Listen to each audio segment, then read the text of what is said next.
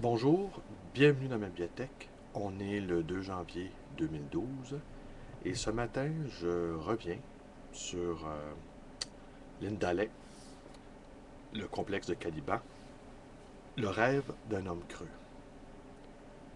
Ceci est mon ultime adieu à la planète morte. Si je m'étais conformé au temps, triste temps vain dans lequel j'ai vécu, et qui a pris en haine la mémoire et l'écriture, je n'aurais pas griffonné ce testament et me serais contenté de souffler mes dernières paroles dans un trou fait dans le sable, puis comblé à la hâte. J'appartiens à la génération des hommes creux, celle née avec le troisième millénaire, et pour qui le passé est un leurre et le futur sans avenir.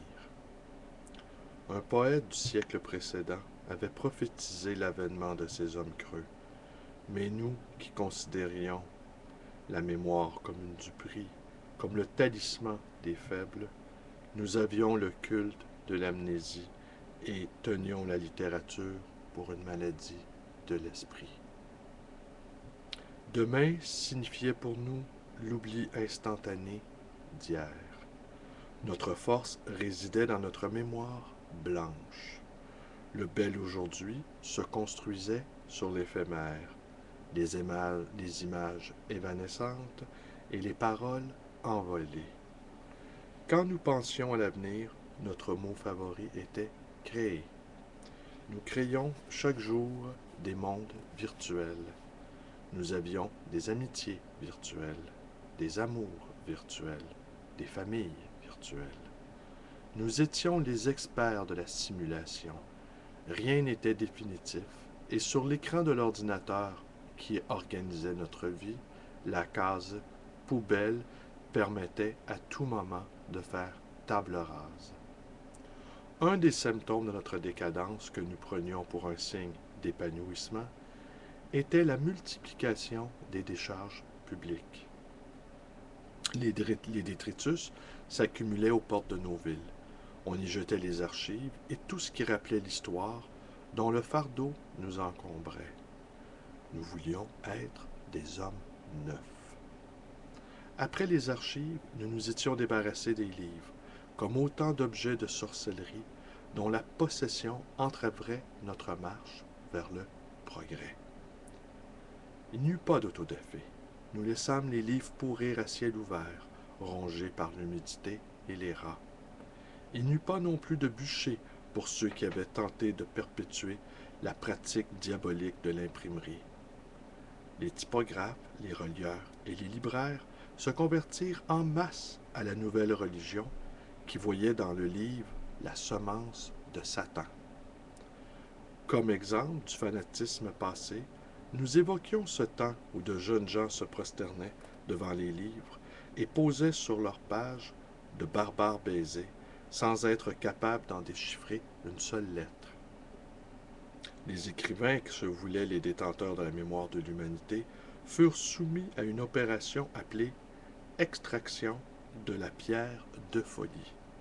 L'allusion à cette vieille peinture révérée nous avait paru nécessaire pour les amener à se prêter à la miraculeuse intervention qui allait faire d'eux les recrues de notre modernité.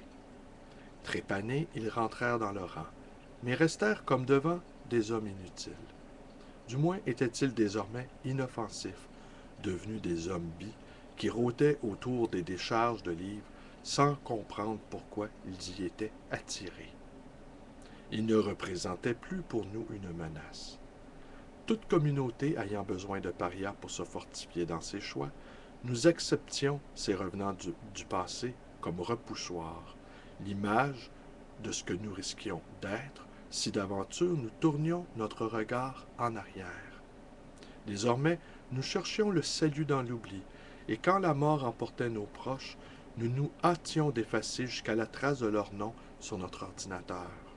D'ailleurs, qui pouvait dire s'il était vivant ou mort, tous ces êtres virtuels avec qui nous entretenions des relations improbables?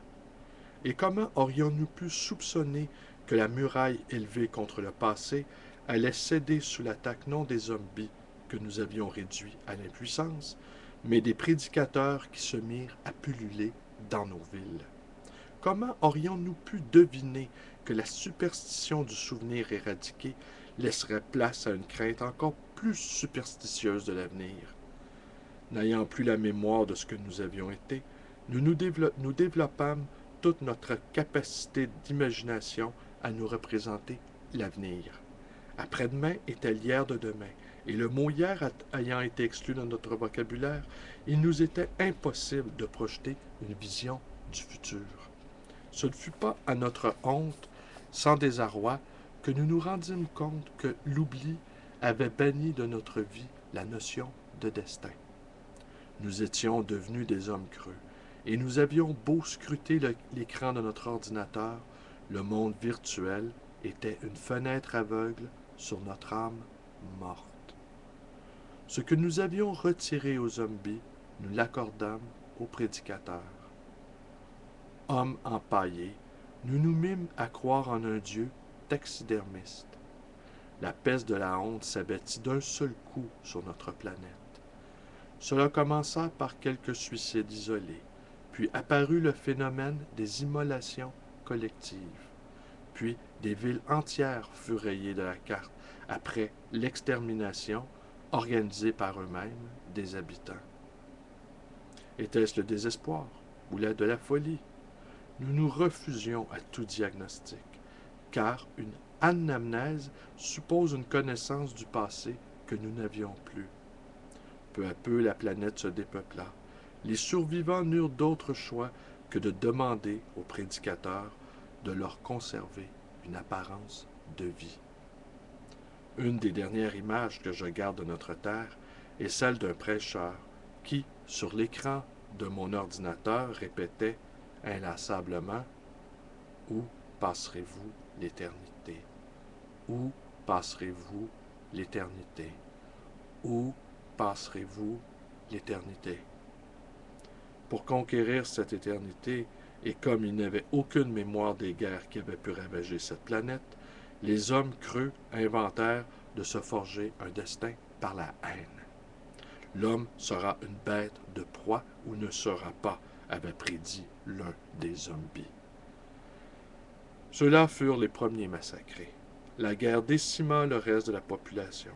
Je m'étais terré dans un abri dont tout le monde avait oublié l'existence parce qu'il se situe sous l'une des plus grosses décharges de livres.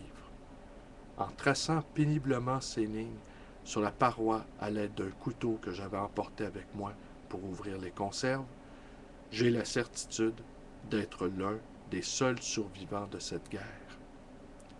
Personne ne lira ce testament. Malgré la difficulté que j'ai eue à retrouver certains mots, je voulais inscrire ici la mémoire de notre crime. Je ne vivrai pas longtemps après avoir accompli ma mission. Les provisions sont épuisées et l'hiver s'annonce rude.